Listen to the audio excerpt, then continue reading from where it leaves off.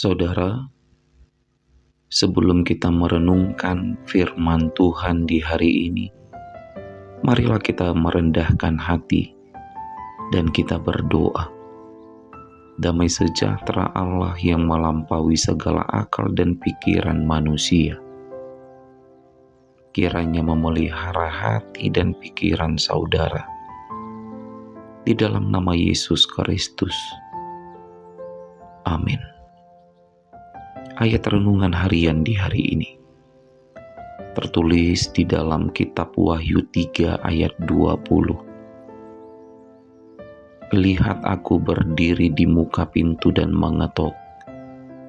Jikalau ada orang yang mendengar suaraku dan membukakan pintu, aku akan masuk mendapatkannya, dan aku makan bersama-sama dengan dia, dan ia bersama-sama dengan aku.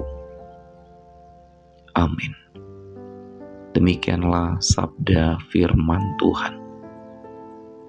Saudara yang dikasihi Tuhan, hari ini kita belajar dari firman Tuhan bahwa sesungguhnya Tuhan itu dekat dalam kehidupan kita. Dia tidak pernah meninggalkan kita, tapi Dia selalu ada dan dekat dengan kita. Yang menjadi persoalan adalah apakah kita menyadari itu atau tidak? Apakah kita menyadari akan kehadiran Tuhan dalam kehidupan kita? Kalau kita terlalu sibuk mengejar karir dalam pekerjaan, kalau kita terlalu sibuk mencari uang dan uang, kalau kita terlalu sibuk dengan berbagai masalah yang harus kita selesaikan, maka bisa saja kita tidak merasakan bahwa Tuhan itu ada dan Dia dekat dengan kita. Bisa saja karena kesibukan kita, karena berbagai persoalan yang harus kita selesaikan, kita menjadi orang yang tidak lagi dapat mendengar suara Tuhan.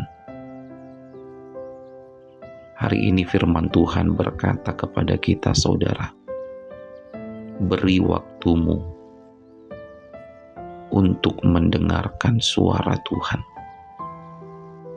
Beri hatimu untuk merasakan kehadiran Tuhan. Dengarkan Tuhan. Dengarkan dan bukakan pintu hatimu, dan bawa Dia masuk dan tinggal di dalam hatimu.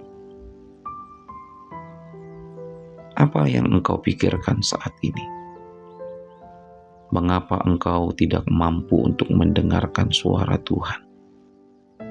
Mengapa engkau tidak mampu membukakan pintu hatimu? Bukalah pintu hatimu. Biarkan Dia masuk ke dalam hatimu.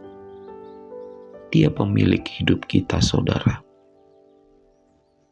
Dia pemilik kehidupan kita. Biarkan Dia tinggal di dalam hati kita. Kalau iblis yang mengetuk hatimu, maka jangan pernah bukakan pintu hatimu untuk iblis. Jangan dengarkan suara-suara yang menyesatkan dan membawa kita kepada kebinasaan.